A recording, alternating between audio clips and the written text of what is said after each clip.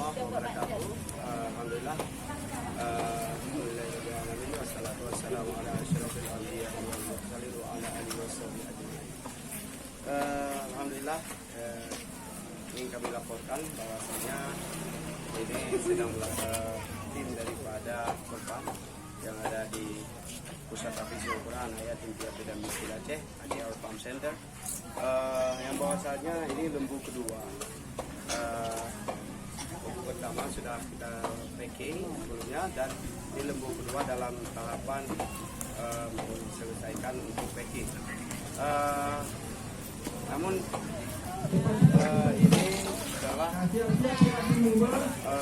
daripada warga kita yang ada di Sherma Malaysia, di sekitaran Malaysia, yang telah sudi kiranya mempercayakan Pusat Tahfidzul Quran Hayat Imtiaz Miskin Aceh untuk acara kurban pada tahun 2021 1442 Hijriah tahun ini. Ucapan terima kasih kami kepada keluarga kami yang telah berkurban di Aceh Utara tahun ini.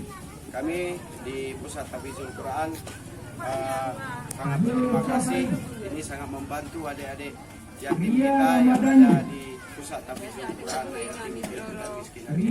Salam kemuliaan kami dari Nanggau Aceh. Assalamualaikum warahmatullahi wabarakatuh.